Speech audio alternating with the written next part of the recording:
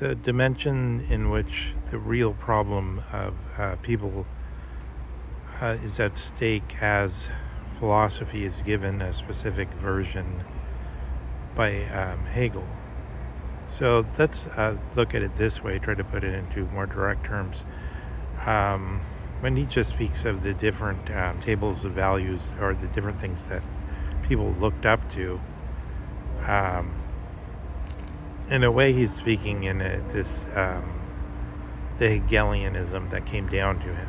So Hegel died, let's say, to make a transfer of meaning, as it were, in 1870. And then Nietzsche's period of greatness began not long after. Nietzsche had this very slow development. And then he rapidly declined after the dynamite exploded, if you like. And so it's not totally out of hand to say that, God is tot, God is dead, is said during the interregnum, when the last philosopher, who was Hegel, had gone away, and when the thing up above being material science started to emerge. So we should remember, still in World War I, the inventor Eddington would have been much more admired as a great genius than were any scientists, even though already the moment of quantum physics, or the move from flows of energy to this thing connected to Einstein's Nobel Prize on the photoelectric effect and all that stuff. The things we're more familiar with, the idea that there's photons and quarks and other things, bosons, not yet quarks, but bosons, but that they're discrete droplets. This this physics of the quant. So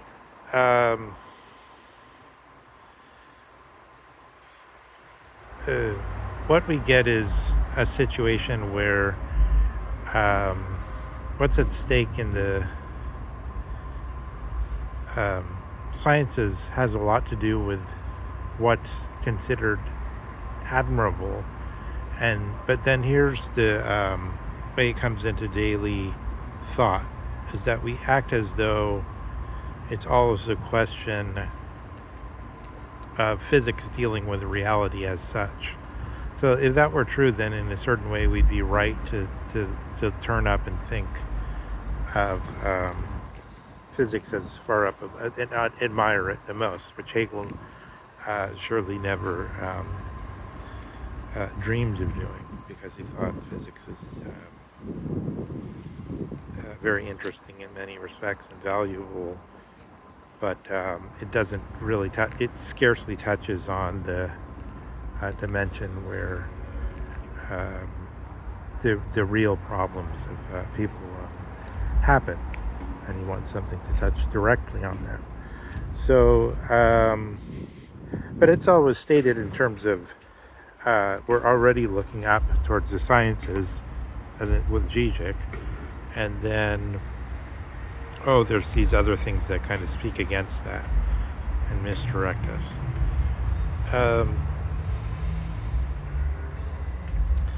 So I think we should flip that around and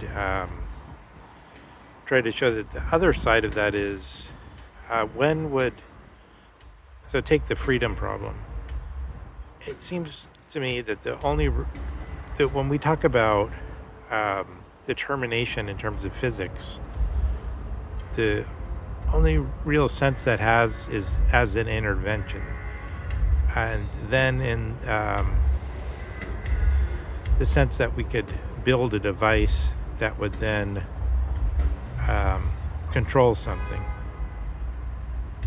But that would mean exactly that the degree to which nature obeyed us, or the thing obeyed us,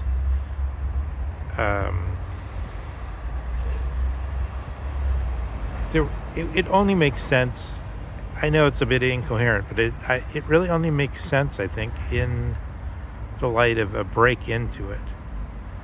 As soon as you say somebody's controlling the whole universe or the whole cosmos, or it's been programmed, then you can say, did this person have a given motive? Why were they thinking about, why did they do it this way? Why did they predestine us this way? But in actual operative terms, so like as soon as science, that's Hegel's point in a way, as soon as science no longer, and Einstein was thinking along these lines too, as soon as science just becomes operative, or it's just a matter of building things that we could use to a purpose, then it's outside the dimension where the most important things are happening. So I think in this sense, we have a double problem with the question of reality. One is the question of the things we look up to understood as, for instance, whether we think accelerationism or only looking at the science already understood as a kind of it works attitude, rather than saying we're describing reality by doing this. We showed that certain things works, but this is sort of like building a certain piece of technology. It's like building an implement. It's a prosthetic world being built, as Freud put it. But it's not a mirror on nature anymore. It's not an actual picture of nature. It's the building of a device that could be used in a certain way. So I think exactly that shows the limits of this type of question of freedom or determination once you fixate on admiring the sciences, as Zizek does. But if you're more open on how you understand what the real concerns of people are, the dimension in which the real concerns of people happens is, then you have a choice, something like, so just, let me just put this as the bookend. We had, we're bringing in Hegel more. So before we were talking about Kant and the manifold of acts. So Kant has replaced the reason, the object of the rational animal with this manifold of acts, or the practical being. And then in Hegel we see,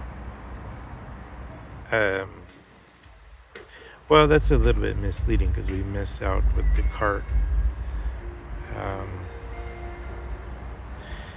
Actually, I would say Kant starts with Descartes. So Descartes has already somehow directed us away from that rational animal view to the view of the ego cogito.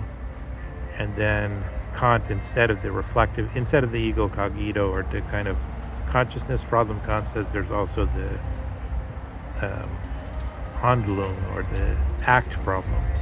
And then Hegel says there's another way to thematize the central region, and that's as